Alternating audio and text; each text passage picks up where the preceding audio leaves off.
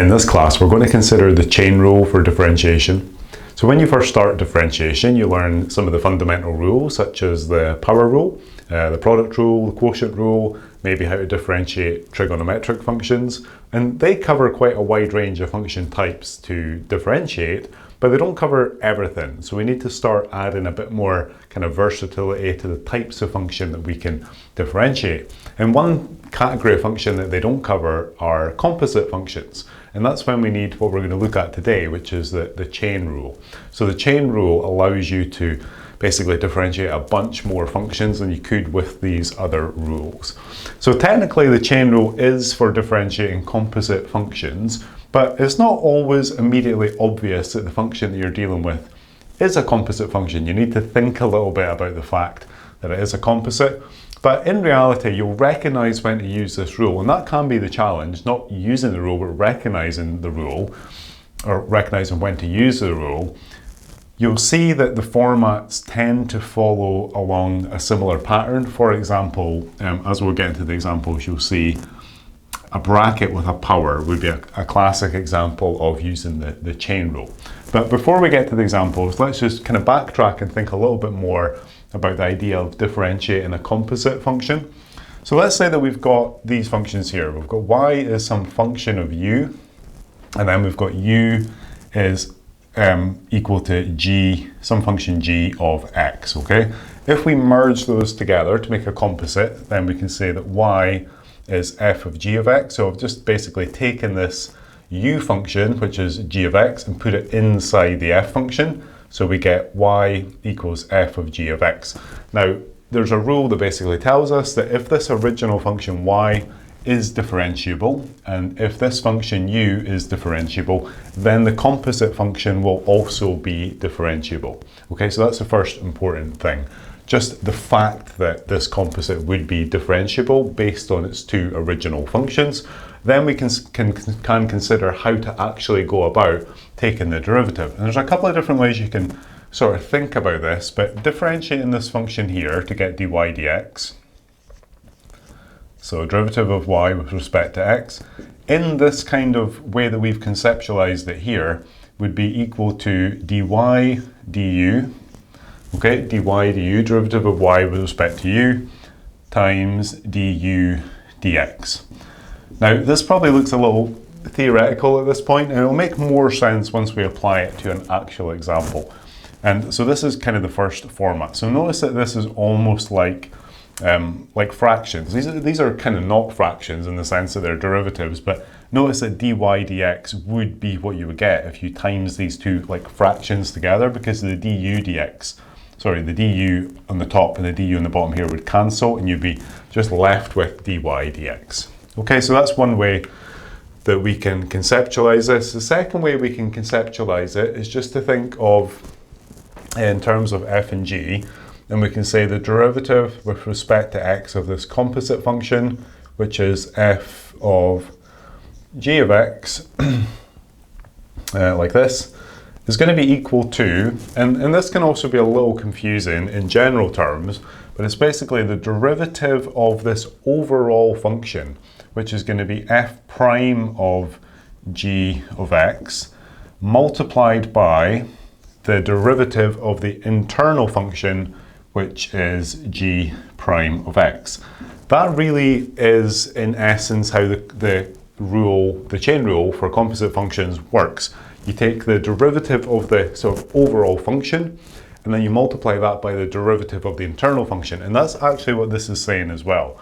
Because remember, y here was our overall function. The function we've got here is y. So we're saying, right, we're taking the derivative of that y function, and then we're multiplying that by the derivative of, in this case, u, which is the internal function. Because remember, this g internal function was u. That is saying the same thing, just using f and g notation instead. So it is useful for sure to learn these two forms. It is useful to think about the theory of how the chain rule works, and I would encourage you to spend time making sure that this does make sense to you. But in practice, when you start using this rule, this will kind of maybe get a little bit backgrounded, and you'll just kind of get into a bit of a flow. of knowing how the rule works and maybe kind of put this theory to one side. Okay, so what we'll do, we'll work this function here, and we'll think about it using the rule, and then we'll maybe think about it just a little bit more intuitively, and then we'll do the same with that guy over there. So using the rule on this guy would require us to sort of identify a u function, which is going to be like the internal function. And it would require us to identify the sort of two base functions, if you like, that make up your composite. So we could say here, we would need to introduce a line of working to say something like let u equal x squared plus 1. Okay, so that's basically like our internal function. The one that's inside. So notice that the two functions you've got here are this x squared plus 1 inside the bracket, that's a function, and then the overall bracket with a power on it is another function. That's like an exponential function, something with a power, so that's our outer function. So that something with the power is playing the role here of your f, and the internal function is playing the role of g. So if we've now identified u, the internal function, is x squared plus 1, then we can take the derivative, so du dx, which is going to be 2x. And then the other thing, so if you look at this version here, du dx is one of the things that we need to make our derivative. The other thing we need is dy du. Now we've defined this internal function as being u, so we could rewrite the overall function. This is these are kind of separated out pieces of working at this point. We could say, well, if that there is u, then that whole thing is just u cubed. Okay, like that. And then that allows us to take the derivative, so dy du as 3u squared. Okay, all we need to do then is to look at our rule, because we've now got this guy here, and the rule just says multiply these two things together. In other words, multiply this guy to this guy.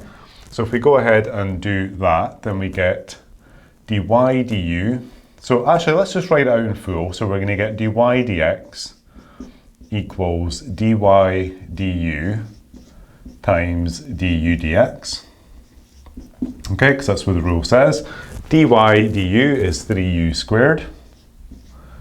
Du dx is 2x. I'll just maybe use a bracket to separate that out. Now, remember that we're trying to find the derivative with respect to x. So we should have like an x answer, basically, a bunch of x's. And it's just because now we can kind of back substitute to put the thing that we nominated to be u, x squared plus 1, back in there. So we get 3 times x squared plus 1 times 2x. You could leave it like that. Normally we would pull this, sorry, it should be a square there. Normally we would pull this term back in front to make it 3 times 2x, which will be 6x, x squared plus 1, all squared. Okay, so quite a lot of working in that, and when you start doing these initially, you'll find it maybe a little confusing to keep track of your, or maybe even to nominate your u function and things like that. But you can think of this more intuitively, and that's how I tend to teach this to students. I will definitely show everyone, like I've shown here, how to use this rule formally. But informally, all this chain rule really says is multiply the big function, the outer function, differentiate the outer function, and multiply that by the derivative of the internal function. So the overall function here is like the big bracket with a power. So if we wanted to differentiate that, let me just put it here at the side. If we wanted to differentiate that, we're kind of just using the power rule, because it's just, if you imagine that being like a giant x, so it's x cubed.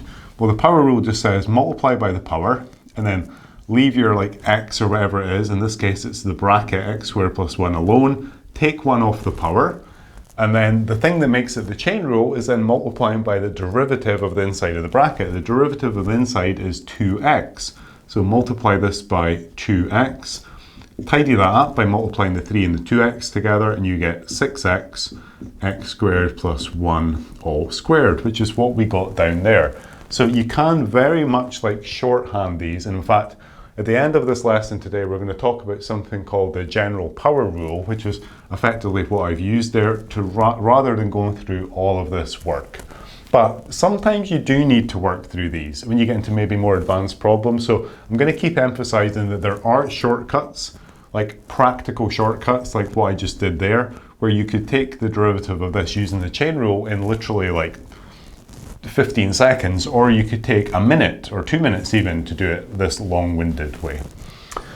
But it is important to know how the rules work. Let's take a look at this guy. First thing with this guy here, he's not in a differentiable form because well, it would be in a differentiable form for the quotient rule, and we're not going to use the quotient rule here though. We're going to use the chain rule, and one way we can put it into a differentiable form to allow us to then use the chain rule is just to bring that bracket to the top and use our exponent rules to take that negative 2 power and turn it into a positive 2 power. So that's now roughly in this format here. Let's start this one by thinking about the derivative in that less formal, more intuitive way. So that would say just basically consider that bracket to be like one term, like an x term, is the way that I like to think of it, with a squared on it, and then use the power rule on that. Well, the power rule would say multiply your power in front. So 2 multiplies in front. There's a 5 there already.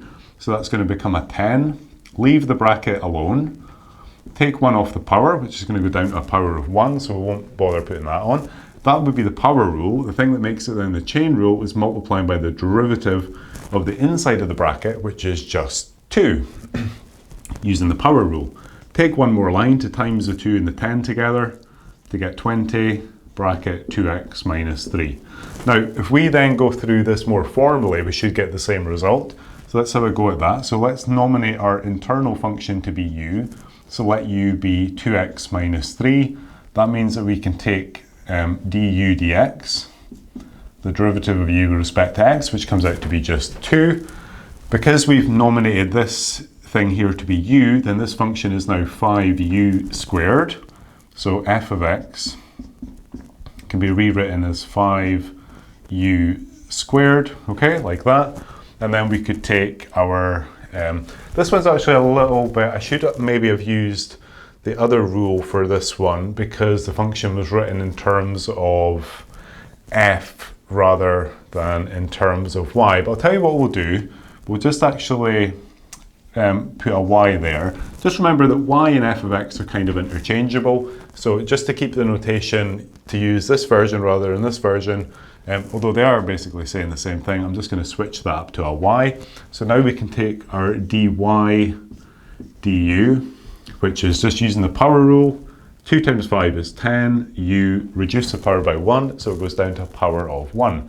Now we just need to use basically this little format here, which would say that dy dx equals dy du, derivative of y with respect to u, times du dx. Now dy du is just 10u. Okay, dy dx is the one that we took earlier, which was 2. So it's going to be this guy times 2, which is 20u. But we know that u was nominated to be this thing here. So that's just 20 times 2x minus 3. And if we compare, the intuitive version that we did initially was this guy here. This more formal method is this guy here. Obviously, they've come out to be the same thing, which is what they should be. It might be, though, that your calculus course that you're taking in school or in college or your teacher may necessitate that you use this more formal method. But if not, then you can use this more intuitive method. Ideally, of course, like a lot of these rules, you should know both.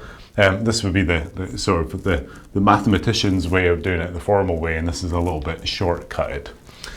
So I mentioned in there that there's a sort of general power rule. I mean, you're going to see the chain rule in a whole bunch of different formats, and in fact, because there's so many formats and we've only really covered essentially one format here, like a bracket with a power, I've added another video after this one just to work through some examples where the chain rule is presented and applied to different formats.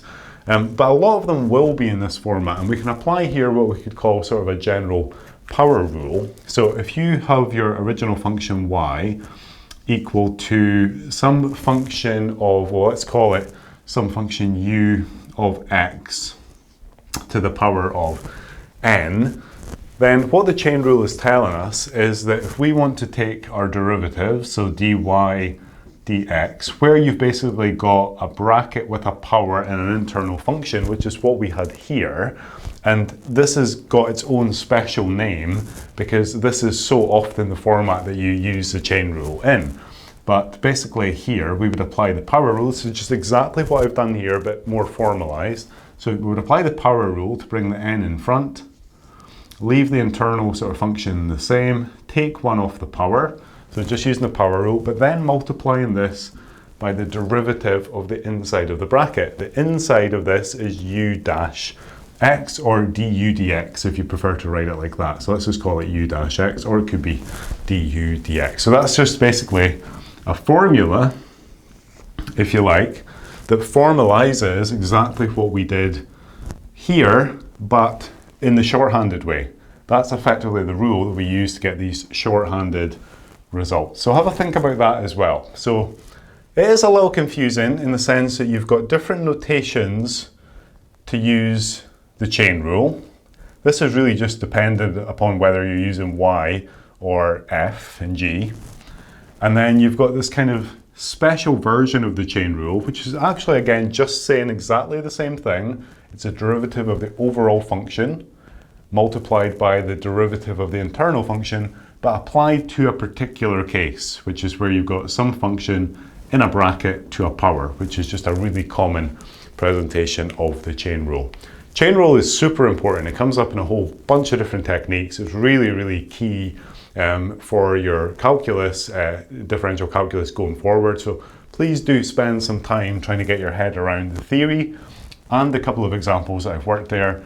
And if you're cool with these, then maybe scoot into the additional video in this class just to check me out working a few additional examples, because sometimes, although the theory is important, it's not until you actually see different example types being worked that you kind of get a feel for what the rule is really saying. And all this rule is really saying is to use the power rule twice.